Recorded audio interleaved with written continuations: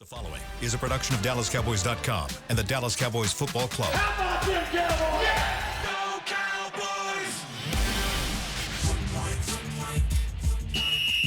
Let's go, baby! Are you ready for a break? Yes. Are you ready for a break? Absolutely. Ready for a break? Yeah, and so much for that. It's time for The Break on DallasCowboys.com. We were on the break! With Ambar Garcia, Voch Lombardi, and Derek Eagleton.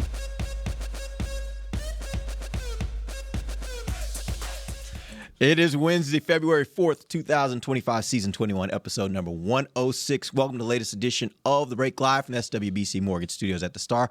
We're presented by LG. LG is the world's #1 OLED TV brand for 11 years and counting. See why at LG.com/OLED Evo. And it is a special Black History Month edition of We in the house. Oh, he hit him with that early. We in the house. And we're off to But everybody's out today. Like, we got a whole bunch of people going to Super Bowl. That's the covering excuse. Super Bowl. Yeah, and well, the thing about it was, Please. all I had was me and Voch. And then I was like, who else is in the office? And so I was like, hey, Pat. Yeah.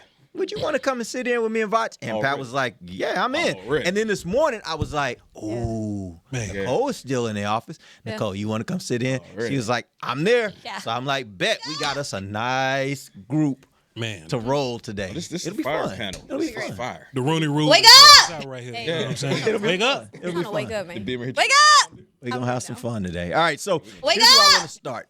We will at some point get to Super Bowl. I want to talk a little bit about the Super Bowl and the teams that are in there, and maybe some things that the Cowboys should be looking at that those two teams did that could maybe translate to what they got going on over here in Frisco. But we'll get to that in the final segment. This first segment, I do want to talk a little bit about the defensive coaching staff.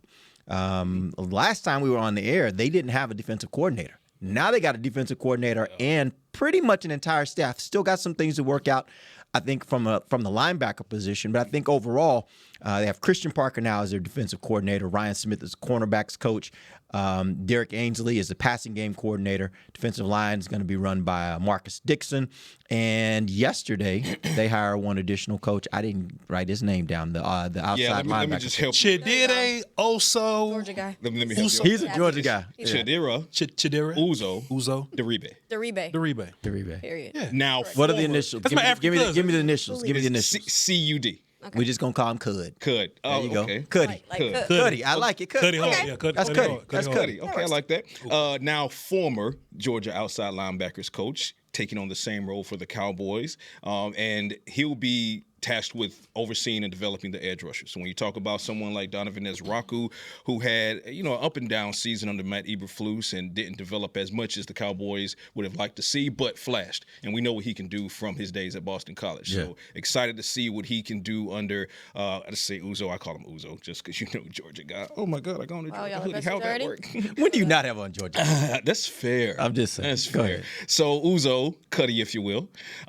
He's developed plenty of NFL talent at Georgia. The most notable, most recent is Michael Williams, 2025 11th overall pick, one of the best edge rushers in the entire nation going into last year's draft. And that's what you're getting here. So the Cowboys still need to address the inside linebackers because it looks like even prior to hiring Uzo, none of their position coaching candidates were defensive ends coaches. They were all outside linebackers coaches, which hints heavily at the change to an odd man front. So we were having this conversation before we went live. There's a good likelihood that you won't see Donovan Ezraku on the depth chart listed as defensive end or anyone going forward. They will now be converted to outside linebackers. But that's what Chidera brings to the table from Georgia. And like you said, Ryan Smith, Marcus Dixon, Derek Ainsley, they now have 4 position coaches filled in almost as many days. They're not wasting any time, but at the same time, I love that it's a very, very thorough search as well. I mean, they cast an even wider net for this than they did with the 9 candidates for DC. So, but yeah, things are coming together quickly for Christian Parker's staff, and I love that it's being designed the same way Shotty's offensive unit has been designed. I mean, look at a guy like Uzo, right? This is his first time in the NFL. Not unlike Connor Riley, not unlike Junior Adams, right? So you're getting those fresh-minded guys, those fast risers, and then look whose coaching tree he comes from, Kirby Smart, which is a disciple of the great Nick Saban. So, yeah, I'm liking what I'm seeing. It seems And like go there's- Dogs. I'm sick of you already. It just seems like there's some like intentionality with this the entire coaching staff for sure. When you talk about Christian Parker won with his past game coordinator experience and a lot of those guys. But Chidero, he brings a lot of experience from the coaching staff. From the college ranks, you talk about Kansas, SMU, TCU, of course, Georgia. But like I mentioned, the intentionality is there. Talk about, Donovan Ezeraku, who has had some ups and downs. Who else? James Houston, who we don't know who's going to be here. Jadeveon Clowney, who's probably your best edge rusher out of this entire group out of free agency. It just seems like from last year they're looking at their downfalls, right? Pass rush was a struggle. Secondary was a struggle. And there's just a lot of intentionality, which is what I love. This is what I love the most. Let me just say this first. I don't know nothing about these people. But I've said earlier on the break, I love that. I love that I don't know people. Because, I know Adam Gase because I know bad things about him, right? Yeah. So when what I've noticed on social media, right, what I've learned, what I've gathered, right, is you see a bunch of non-Cowboy people going, hey, man, he was next up. Hey, this dude's rising star. This dude's going to be a DC one day. This dude's going to be a head coach one day. I never want to take an opportunity to hate on Flus. But when you get Flus, you get all the Flus people. And those people may or may not have worked. Christian Parker, my age. So he's got to build a staff, right? He doesn't have a staff that he can just roll over. So now we all get to go, man, let me get him this rising cat, this rising cat, this rising cat. And what this does is we don't have to go, okay, if we fire our DC, Paul Gunther got to do it. Or Overstreet or something got to do it. Now there's another rising up-and-coming somebody my age that'll go, man, when Christian Parker take the Cowboys to the Super Bowl because he was so ridiculous paired up with this Cowboys offense and he gone in 2 years, man, we got some up-and-coming cats that we can talk to in the house. So when they talk about, continuity, I love me some man, you got to look at what you build in continuity around. I don't want to build continuity around some nonsense. I no disrespect. Look, you made your money, bro. You don't work it no more. I don't want to build continuity around something that I don't have faith in. Yeah. You mean to tell me I get to build continuity around the brightest young stars in the league? We all get to grow together. And when Christian Parker take us to the Super Bowl and win and leave, we got this other, we got 3 more people. San Fran does this all the time. Yeah. San Fran does this all the time. Robert Saleh leaving and Miko Ryan's coming on. More head coaches leaving. They do it on both sides of the ball. How many head coaches come out of San Francisco? Quite a bit. And the Rams too. And they're in the conversation every single year. This may be, and boy, this is where I really start to sound like a homer. I know I just said Cowboys Super, but this is where I really started to sound I was really going to I caught that second, but it's fine. Don't worry about it. Y'all just got to know. Like you said. It's worse. It's all right. This worse. Watch this, y'all ready? I think Jerry and company changing a little bit. I think how we orchestrating things kind of changing a little bit. Oh, yeah, absolutely. They've talked to, 15 people? So far. I bet Jerry know none of them. I bet Jerry. And none of them are older than 47. And Uzo is 33. Can I pose this thought on that subject? I really think what's happened, I don't think Jerry has changed so much. I think what's happened is they've got a coach who realizes how you work the system here. Sure. Right? Yeah. Jerry's willing to defer. He's willing to defer to people who have good opinions, who can show. And I think what has happened is, I think last year when he came in, I think he said, this is the kind of offensive staff I want to put together. And I think he had a really clear vision of what he wanted, and they went with it. Sure. And then I think coming into this year, I think they were like, he kind of killed that offensive side of the ball. If we're gonna start off on the defensive side, maybe we need to defer to him on the defensive side. And guess what happened?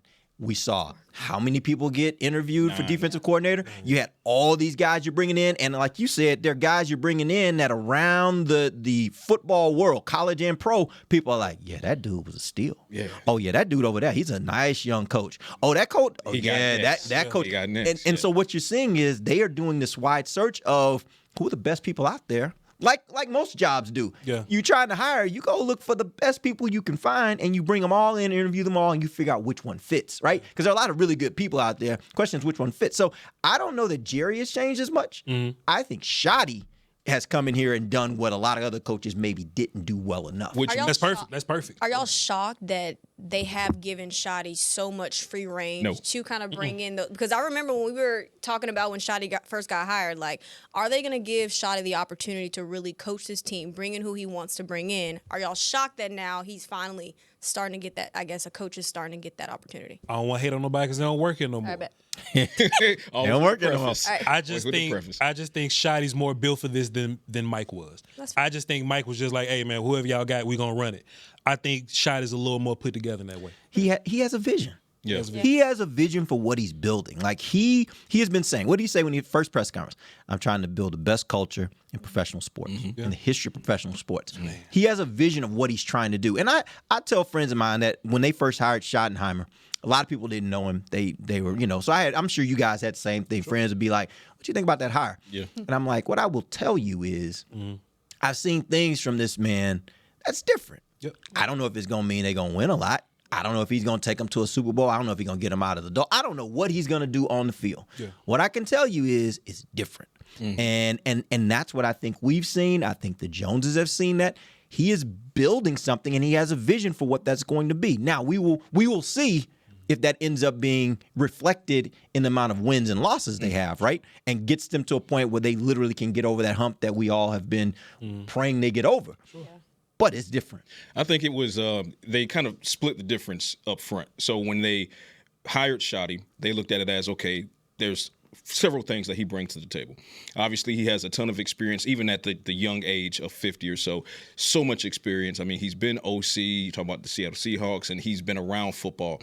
But then segueing off of the comment of he's been around football, look at who his father is, right? The late, great Marty Schottenheimer. Yes, sir. So when you have that type of information to pull from, and he talks a lot about his network.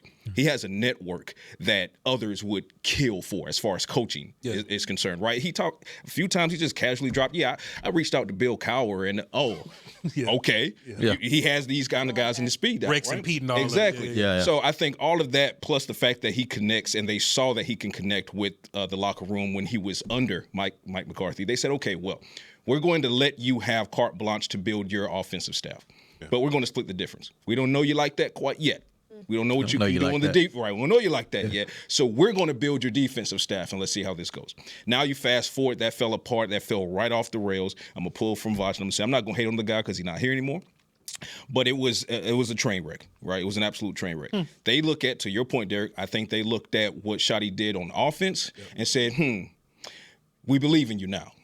We've seen the buy-in from players on offense. We've seen what happens when we allow a coach and a coordinator to build their own staff. So pick your coordinator this time for defense and let him do for the defensive staff as far as the construction of it what we allow you to do for offense. Yeah. So now you're seeing in year two, that's why I don't think it's shocking at all, but I don't think they gave him the blank check for the entire team up front. They said, we'll meet you halfway.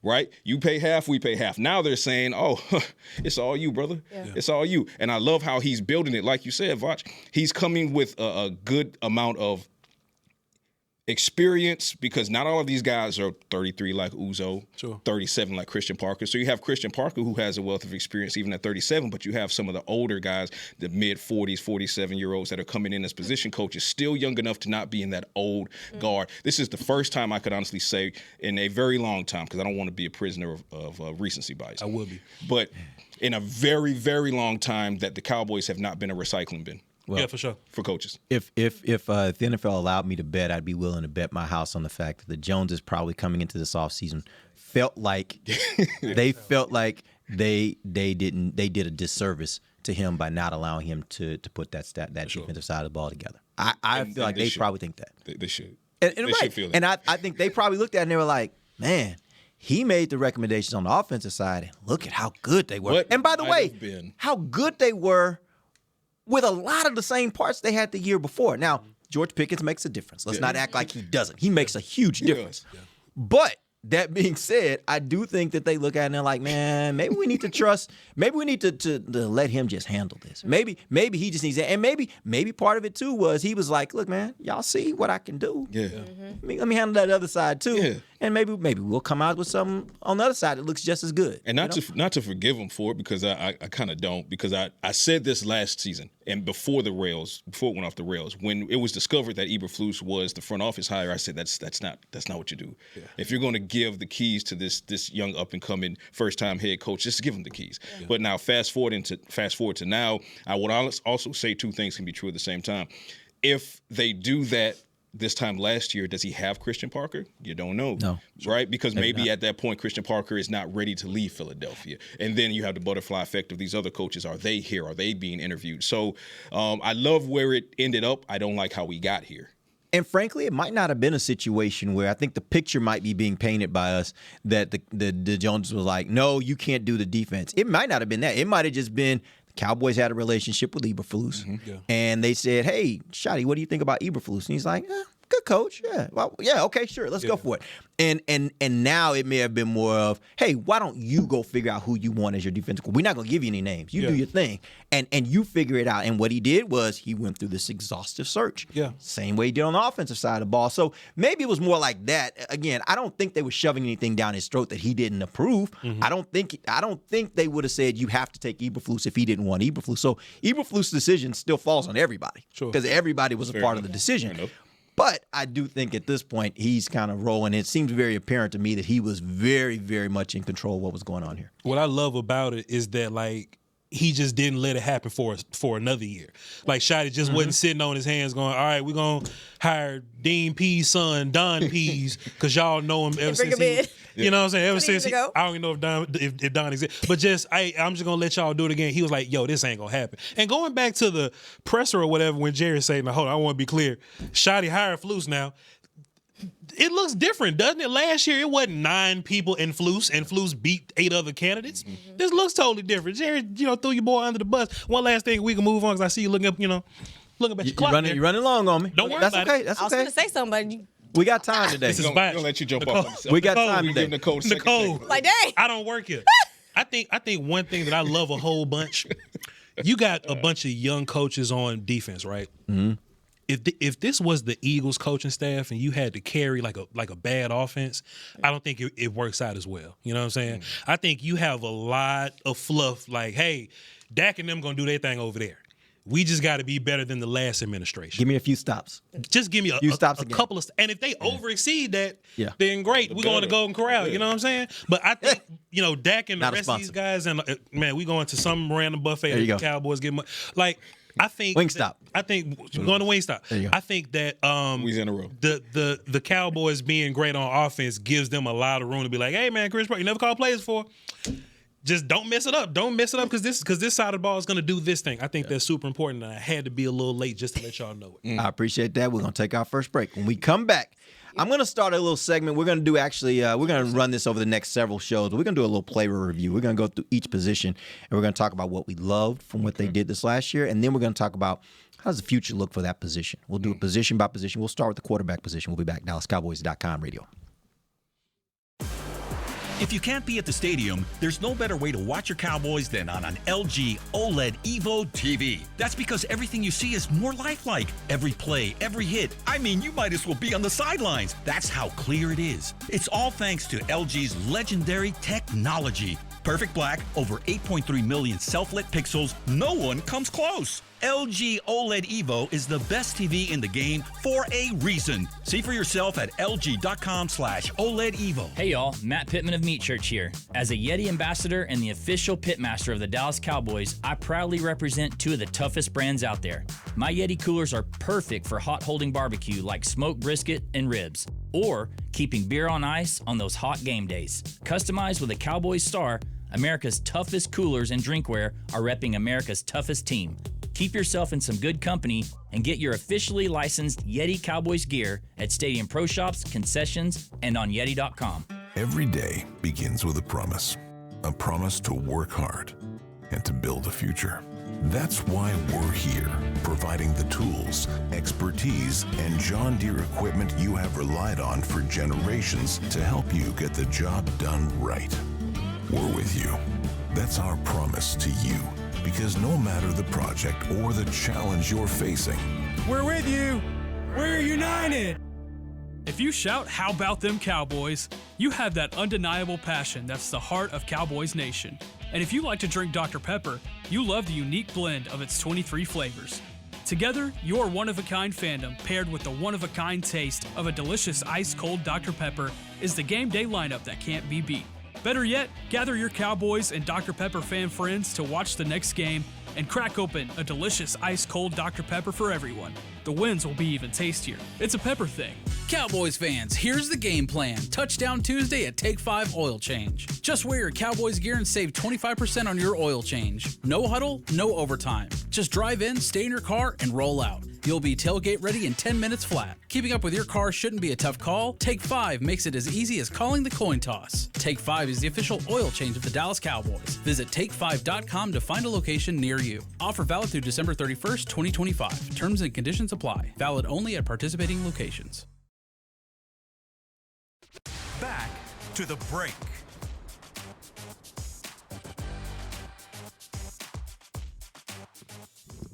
Ladies and gentlemen, welcome back to the break. Segment 2 is brought to you by LG. Choose perfection. Choose LG OLED Evo. Check out the best TV in the game at LG.com. Welcome back. It is the second segment of the break live from SWBC Mortgage Studios at the Star. The segment's brought to you by blockchain.com. This man selling TVs like with that. that. Hey, that's dope. He sold some TVs with that. Sell some TVs. He really did. That's It was You trying to say you better than AG? I don't know nothing about Is that what you trying to say? He's doing better than what I would have I'm did. a tell. Oh I'm a my. tell. Tell him what you got to tell him. You ain't gotta But tell I'd have me. been It's already like, told. I'ma tell. Live. I'd have been like LG. Run it back. That's what it said. Good TV, 4K. I'd have said something great. He sold the TV. OLED Evo. OLED Evo. Run it back. Man. All right, here we go. Here's what we're going to do. Player review. We're going to go through these positions, and I want you guys to answer two main questions for me. One, what are your thoughts on the pass performance, what they did this last year, what you love about the position? It can be about a player. It can be about the position group overall, but what you loved about that position group last year. We're going to start on the offensive side, so there'll be a lot to talk about. By the time we get to defense, we'll figure it out. Okay. But then we'll talk about what is the future. I'm just saying, like, let's be real. That's a short show, Let's be real. boy. Let's be real. Let him cook. Let's be real. He gonna let us cook. On the flip side, They though, ain't coming back. the future outlook. I want you to talk about moving forward. What is your biggest concern? What do you think about this position? Is it in a good space? Is it a space where they really got a lot they'd have to do going into next year? We'll talk about both those two different things. Let's start first with the quarterback position. You had Dak Prescott, Joe Milton, Will Grier. What are your thoughts on their performance as a unit this last season? I'm going to just stick with Dak Prescott first. You look at his numbers alone, over 4,500 passing yards, 30 touchdowns, just 10 interceptions. Top the NFL in yards and touchdowns.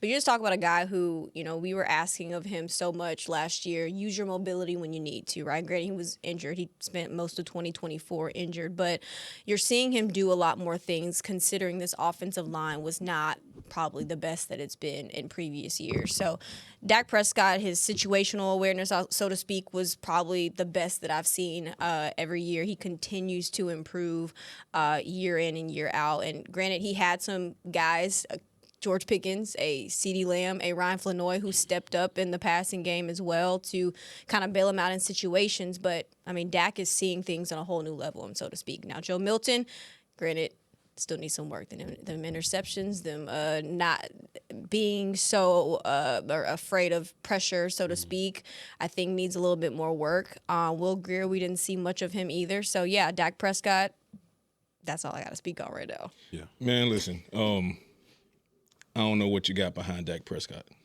Don't know. Yeah. Don't matter. Don't know. I tried to be nice about Thankfully, it, it don't matter. But at the same time, to Nicole's point, we didn't get to see much of Joe Milton in 2025 because if you did, then that meant something went wrong with Dak Prescott. So glad to see we didn't see a lot of Joe Milton. What you did see, though, didn't impress. Okay, has to work on ball security. One of the things that we saw throughout training camp, Voch, Derek, Nicole, y'all can attest, is some accuracy issues. Nobody's doubting his arm. Has an absolute cannon as with an arm, but needs to get the accuracy down more consistently, needs to be able to put a little bit more touch on the ball. That's something that, unfortunately, Trey Lance struggled with as well. So he could throw the ball 80 yards, but when it came to fades and soft touches and things like that, kind of struggled. Will Grier, definitely a veteran in the game as far as number of years in the league. However, still not able to show the Cowboys what he can do in a regular season game. We've seen him ball out in the preseason, but, so you don't know what you got behind Dak. But the fact that you got Dak has to make you feel good. Like you said, over 4,500 yards, surpassed Tony Romo in the record books this past season. For a large part of the season, he was at least in the MVP conversation. And what I'm not going to do is two things. One, I'm not going to say Dak Prescott is perfect. He still needs to learn from some things and get better at certain things. However, I'm also not going to ever penalize a quarterback for having weapons. Because I know a lot of people will say, well, you got CeeDee Lamb and George Pickens. Oh, well, that just meant the front office for that respective team did their job and put the weapons around the guy, right? So hold every quarterback to the same standard. So Dak Prescott, yes, George Pickens balled out. CeeDee Lamb, when he was healthy, more often than not, he did his thing. Suffered from drops. He needs to improve on that in 26 and beyond. But Dak Prescott at the quarterback position, I like what you have. I think he's only going to get better. The Cowboys just need to capitalize on this window before this window closes because it's not going to be open forever. I ain't got to talk that long about Dak. Dak is Dak. The only person that can bring him down is Mike McCarthy calling the plays. So he's top tier. He's gonna keep being top tier. Just like Pastor, I don't know when it's gonna run out.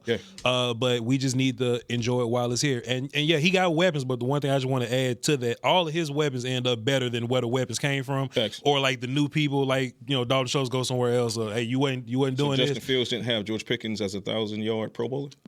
Oh, okay.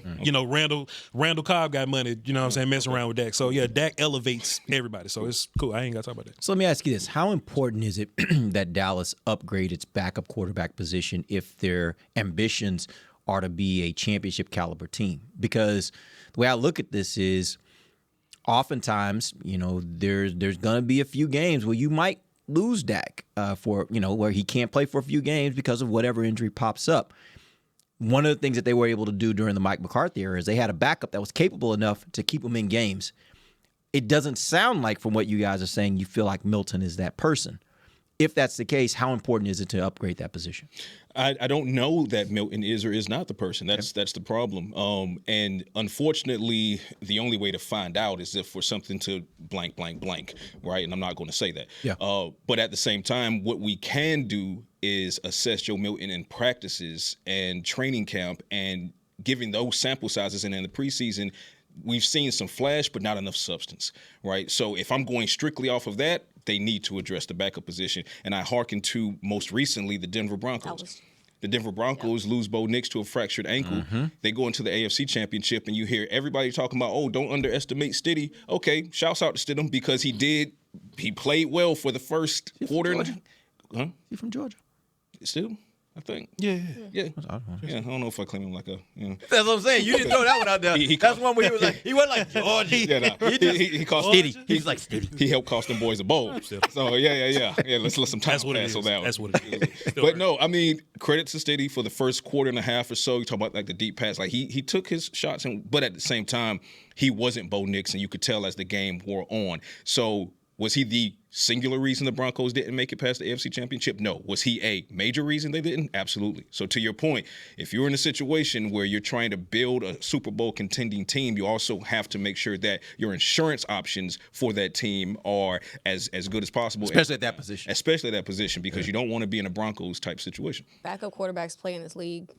I mean, that's just straight up. You even look back to the Giants.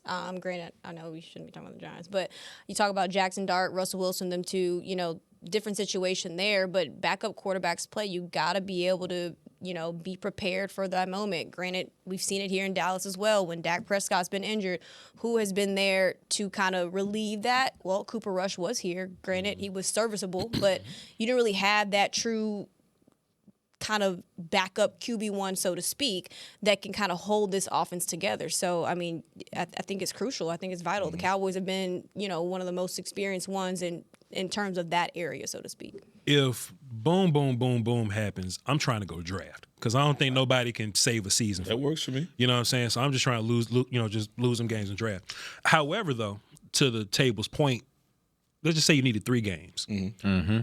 I think Will Grier is more likely to win those 3 games than Joe Milton is. I think of those 2 quarterbacks differently. I think of Joe Milton as a guy that we're building because the tools are undeniable, and maybe one day with some work, progression, and reps on field, he could be next Dak. You know what I'm saying? So what ends up happening is when you in these situations, you kind of got to throw Joe Milton there because he needs reps to improve. Yeah.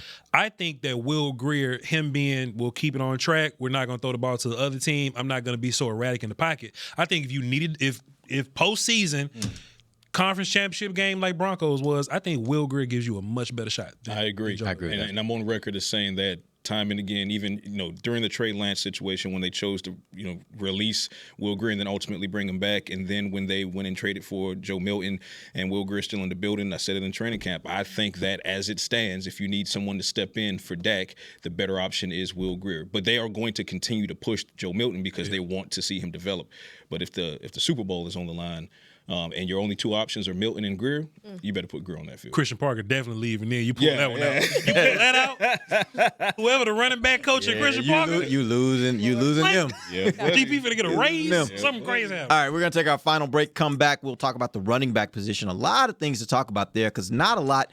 Well, I shouldn't say that. There are a lot of players, particularly the top player, that is right now not under contract. We'll talk about that when we come back. This is DallasCowboys.com radio. At AT&T, we guarantee our network so you can talk college football with your BFF while taking Buster to the vet. Hey, yeah, I can't believe he ate the whole thing of chicken wings. And I can't believe we're staging a comeback. Touchdown! Yes! Staying connected matters. That's why in the rare event of a network outage, you'll automatically get a bill credit for a full day's service. For wireless downtime lasting 60 minutes or more caused by a single incident impacting 10 or more towers, must be connected to impacted tower at onset of outage. Restrictions and exclusions apply. See att.com/guarantee for full details.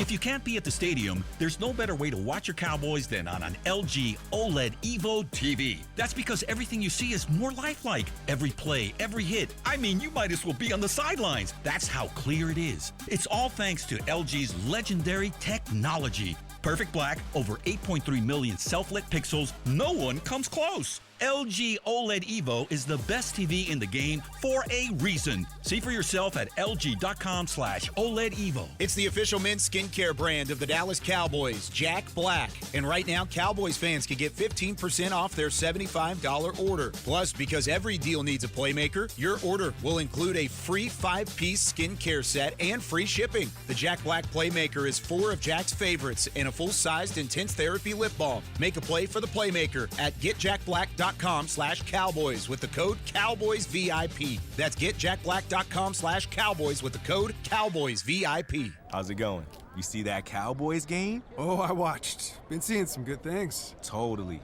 They have some talent. Yup, some great talent. And they got some fight. Hoping this is the year. Me too. Oh, I'm Cody, by the way. I'm Travis. Nice to meet you, Travis. Go Cowboys. Go Cowboys! Make a new friend based solely on their shirt choice. What would you like the power to do? Bank of America, the official bank of the Dallas Cowboys. Copyright 2025 Bank of America Corporation.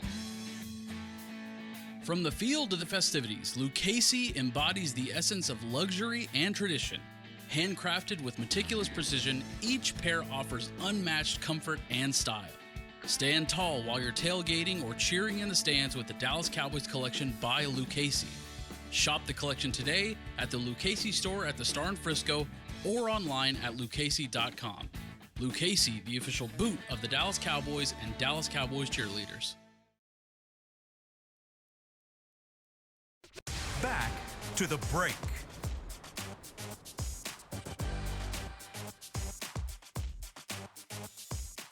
Good debate team there. He always ready. Always ready. Good people of Earth. There you go. Welcome back to the break. Segment 3 is brought to you by AT&T. AT&T, connecting changes everything. But there, it'll be like Pat Mahomes, Josh Allen, Lamar Jackson. Hold on, wait, watch this. Yep. Pat Mahomes, Josh Allen, Lamar Jackson, Joe Burrow, Dak Prescott. Yep. Versus Tom Brady, Peyton Manning, Drew Brees. Who was like the 4th best guy at the time or something? Wait, say that name. Say the list again. Tom Brady, Peyton Manning, Drew Brees. Colts, Peyton Manning, Saints, Drew Brees. Who was the? We talking Was Andrew Luck? That's Andrew Luck's era also. No, Luck was after. You might be thinking next might be after Peyton. Might be our boy from the Chargers. We're talking Broncos. Rivers up there. You're not talking Roethlisberger. Broncos. Those kind of guys. But no. Here's the deal. No, yes, Broncos Peyton was trash. Broncos Peyton was hurt. His neck was hurt. You're talking about. Yes, I agree with you. Yeah. Look, when you look at the top of the quarterbacks. Now we're not talking about running backs. I do think part. I do think part of it is those guys are headed to the Hall of Fame. Yes. I will take you back to a time when Peyton was one of the best quarterbacks in the league, and there were a lot of people like, he was Dak. Yeah. Man, Peyton can't win the big game. Peyton can't win the big game. So it's easy to say that now and be like, man, Peyton's one of the greats of all time. They weren't saying that back then. I'm sure for most of his career, they weren't saying that. They weren't saying that. So I just think I do think that. And the point that we were making in the break, we were talking about what quarterbacks. Talking about? and my point was, I think there are 10 to 12 good quarterbacks and above in the NFL at any given time. Sure. And the rest of them are just fighting for space. Like they trying to get to that level. And so those teams, and it's one of the reasons why, if you guys go back and listen to the break as when the Cowboys were talking about what they were going to do with Dak Prescott, and there were some people that were out there that would say things like, well, if Dak ain't the one, then should you pay him all that money? And my contention was always, I don't care if he's the one. What I want to know, does he have the potential to be the one? Mm-hmm. And if he has the potential to be the one, I'm paying him because it's too hard in the National Football League to start over from scratch. We're seeing that with Sam Darnold right now. Sam Darnold needed more time to be able to develop. Maybe the right coaches, maybe the right scheme, all those things. But the fact of the matter is, I think in today's NFL, there are only 10 to 12 that are good. Mm-hmm. The rest of them are trying to get to that point. And if you got one that you feel like has an opportunity, you got to pay him. Houston will have that issue when they have to sign a new contract because they're going to have to figure out, like, do we think our guy is one? Do we think he's one of those ones? Or do we think he can develop into being one of those ones? And if so, they got to pay him. Whether they think he is right now or not, they got to pay him because they don't want to start over from scratch. And I don't want to throw him out there, but I remember back when the Cowboys were going through quarterbacks. You had Clint Sterner and you had Quincy Carter and you had Hutchison and Drew Henson. Mm-hmm. You were throwing just darts at a dartboard, hoping you could hit on one. And you had 3, 5, and 11 seasons. Yeah. You don't want to go back to quarterback purgatory. I'm telling you, it is the worst feeling to go into games feeling like your quarterback has no shot against this other team because going into the year, you got no chance of winning. There's a certain level of recency bias. And I mean, because now, unfortunately, since the Cowboys are 30 years removed from their last championship, you have these waves of new fans, this new generation of fans, past couple generations, I'll say, that didn't experience the quarterback drought, the post-Aikman, pre-Tony Romo. Yeah. They were not either alive or old enough to be conscious of what was happening. I lived it. Right, I lived it. So all they know is Tony Romo, and they're like, oh, well, he didn't win the big one, so he wasn't great. And then now Dak Prescott, oh, he's not won the big one just yet, so he's not great. They don't have the comparison. Mm-hmm. We have the comparison. Yep. So now that's not to say that they don't need to win the big one to be great. They don't, but they do because Dan Marino's still great without one. Right. But you want them to. That's what you're paying them for. Yeah. So, and by the way, there are grades to greatness, right? There are grades to greatness. Yeah. Like Drew Brees is a great quarterback. I don't think he's Tom Brady, right? So you can have greatness, but there are grades to it. There are levels to this thing, right? Yeah. And so I think Dak is as good of a quarterback as you can get in the National Football League that hadn't won a championship. Yeah. Did y'all know in 2008, Kurt Warner threw for 4,500 yards and 30 touchdowns? Yeah, I had him in fantasy. It was nice. He was killing it. Oh, it was nice. Jay Cutler threw for 4,500 yards in 2008. Chicago. Yeah, Jay had a couple years where he was like, he had people looking like, Jay Cutler. Like baby. Jay Cutler. Like baby. I think quarterback may have been a little different. We ain't got to fuss about it, but I was just Googling. I'm telling, but that's still, like, they're in that 10. In that 10. Who was that 13, 14, 15 guy? It wasn't great, man. I'm telling you. Joe Flacco or something. It wasn't great. Super Bowl, yeah. It wasn't great. They had every team. Like there are a bunch of teams out there. Flacco. Why they win it? And by the way, there are a bunch of teams out there that have been like going a long period of time in quarterback purgatory. For sure. Like the Browns are praying that Shador can be their savior. Pro Bowl Shador. How long has it been since they had a quarterback they could really rely on like that? You know? Pro Bowl Shador. I can't think of a good Browns quarterback. Like that's my point. Like Tim Kosar, Bernie Kosar. Honestly, Kosar, and for me, Baker was Baker Mayfield. Baker was one of their. But was he great in Cleveland? He was great. He's as been a better Cleveland since he left. quarterback. He's been better since he's left. In the annals of Cleveland quarterback, right. He was one of their best. Right. Deshaun Kaiser. I remember Deshaun Kaiser. Where did he get drafted? 12 or something like that. Almost. Notre Dame, is that right? Notre Dame, yeah. Yeah. He was supposed to be one of them ones. They made some mistakes. He wasn't one of them ones. Browns made some mistakes. Some? What y'all think about Jay Blue, man? No, here's what I'm We ain't gonna do running back. Let me tell you something crazy about season. I'll tell you this: as a host, we ain't wasting a segment. Nah. So we ain't talking running backs. What we are going to talk about though is we're going to talk about the Super Bowl. Yeah. I want you guys tell me one thing. Let's start with the Patriots. Tell me just say one something thing. before we do that, please. Yeah, sure. I do think it's interesting when they was like, Steve, what you think about GP? I don't know. We'll see. Hey, Steve, what you think about Javonte? We talking to their people right now. Yeah. I do think that's interesting. And by the time we get to running backs, that may be different. But go ahead. No, I absolutely think that's something worth noting. There you go. I absolutely think that. Sorry. All right. He's going to get tagged. And that's going to buy GP. I'm talking about GP. He's going to get tagged. It's my opinion. This is my opinion. Yeah, that's my opinion. Right, too. based on conversations and everything. It's my opinion. GP will get tagged to buy the Cowboys time to negotiate and get the deal done by mid-July without interference from the other 31 teams. Yeah. That's what I feel like. So back to what the host is saying. We're going to get to the wide receiver. Yeah, back to the hostess first. Right. Yeah. So let's talk about the Super Bowl. The Patriots. Give me one thing that you look at the Patriots and you either admire, you think it's something the Cowboys should be thinking about or should try to emulate. Something about that team that stands out to you. I love how they turned around a bad team real fast. They got aggressive in free agency, like I hope the Cowboys do, and they built around that quarterback and made some changes here and there, and they turned it around quick. I hope Cowboys do the same. Real quick, I'm just going to go with the pass rush. This was a Patriots team that prior to Mike Vrabel jumping on, they had a problem with getting against the opposing pass rusher, something that the Cowboys had a problem with last season. But you love to see that things can turn around quickly if you get the right man for the job. So when you look at what the Patriots were able to do, we talked about Stidham and how he started off well, but they made quick adjustments the Patriots did, and they started knocking him off his spot. They started pressuring him. He got uncomfortable. They kept him uncomfortable. They started bullying him. So, yeah, pass rush is pretty monstrous in New England, and, kind of jealous of that. Like to see that here in Dallas. You talk about takeaways. We've been trying to get takeaways all this entire season. Only 6 interceptions, I believe 11 total takeaways this year. But you talk about a Patriots defense that Houston specifically, the Texans had that game in the bag, but it was turnovers that allowed them to kind of get that win.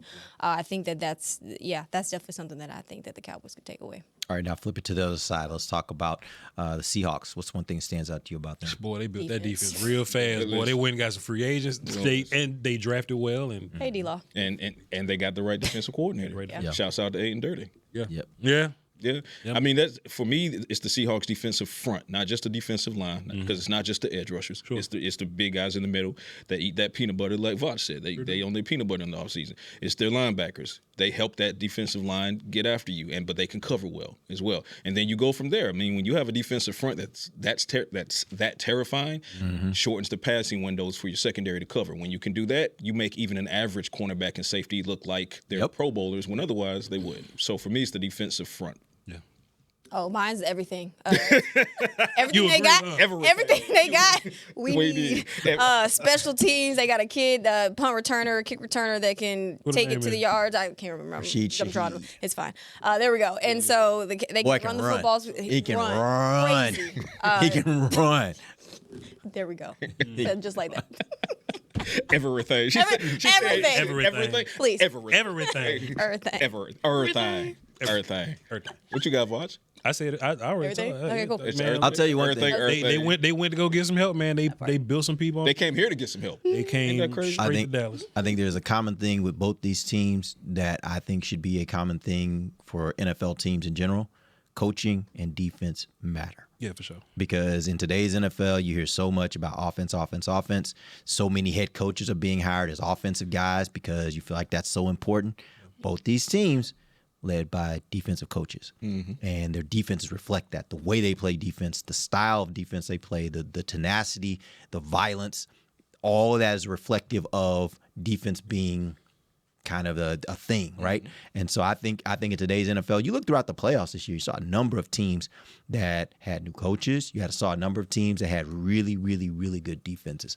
And so I think that's what the Cowboys have to really think about here is how do you get the most out of your defense to get to that level of the NFL, I think today you're gonna have a defense that really can play some ball. Man, the thing that really just chaps my hide is looking at Seattle, looking at the Patriots, knowing that their defenses respectively got them to this point. We're about to see what I predict is going to be a low-scoring, just back alley brawl between these two defenses. You look at the offensive side of the ball, and yes, Sam Darnold is capable, and yes, Drake May is capable, but those offenses to me look nothing like what the Cowboys offense looks like. Yeah. So if you give the Cowboys offense counterparts that look like the Seahawks and look like the Patriots, Scary. We going to Wingstop. Scary.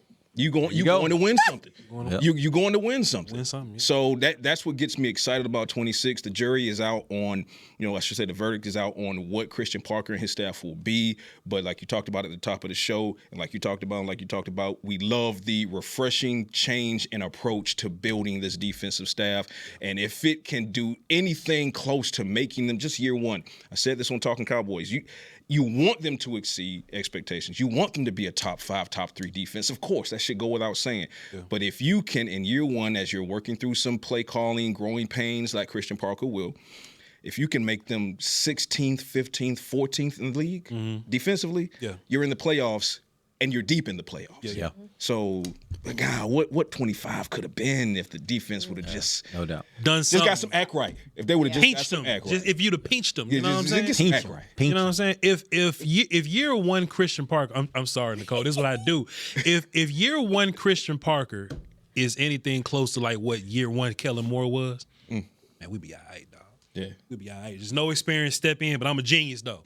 And we just kind of figure it out on the fly. Yeah. You know what I'm saying? Just make those guys that were pretty good players or decent players 2 years ago, just get them back to that point. Turn right? Randall Get them back Cobb to and that them point, into 1,000-yard receivers. Just please. But even at the position coaches, I'll say this and I'll throw to Hutch real quick, is when you look at the position coaches that are being hired versus the ones that were released outside of Aaron White-Cotton, I would have loved to retain White-Cotton, but I like what they're doing with Marcus Dixon.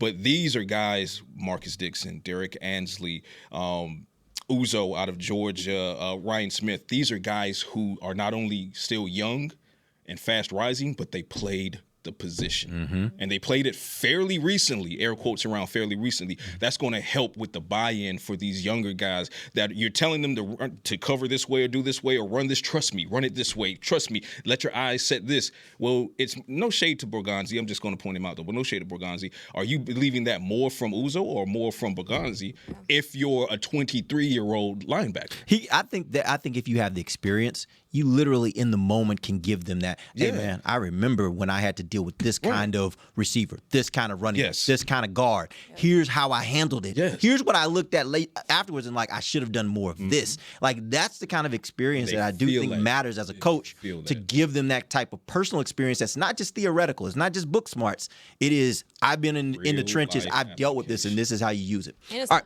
Go ahead. I'm sorry. Go ahead. And it's not just about the experience with the coaching staff. You got to bring in some good experience, some quality experience with the players in free agency as well. Because I feel like you hadn't gotten what you needed from a Jack Sanborn, a Kenneth Murray, granted from the coaching aspect, especially with the secondary, the linebacker. You have so many young guys like Maris Liufau, who was probably playing his best rookie year. Last year took a big step back. Savone Revel, of course, from injury, but needs a lot of grooming as well. So, yeah, I think what's going to matter is who you bring in free agency. It's going to be crazy. This time next year, that y'all going to be talking about Kenneth Murray being a Pro Bowler. Please. For who? That's a lie. Where? For who?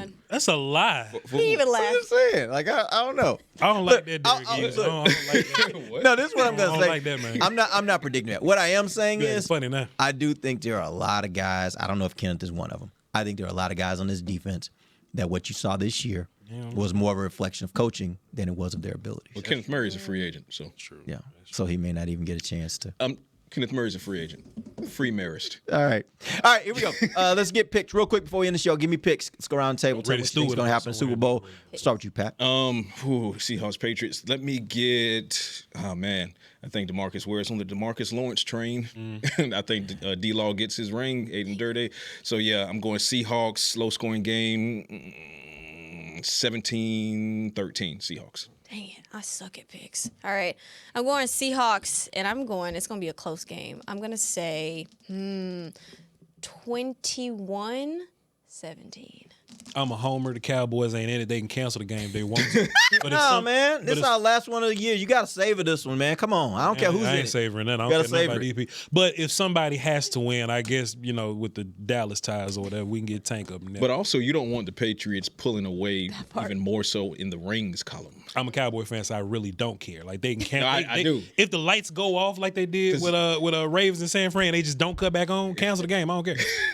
But to your point, and this got some good food, right? You had some good food. I don't want to be chasing 7. To that enough point, we chasing 6. I don't want to chase 7. To that point, I'm a 30-year-old Cowboy fan. Yeah. I ain't see the rings for real. You know what I'm saying? I'm a 45-year-old Cowboy fan. I saw him, and I don't want to chase 7. I'm sorry. 30? I want to chase. I want to get the 6. I'm Christian Park age. Huh? Let me get the 6. Park age. Let me get the 6 before the Steelers or the Patriots get 7. That's all I'm asking. Knock yourself out. Hey, man, I actually think the Patriots going to win this game. I think they're going to win, and I don't think it's going to be particularly close. Really? I think the Patriots win 24-13. Yeah. I think they have a more well-rounded team than the Seattle Seahawks. 13. Really? I do. 17-13 Seahawks.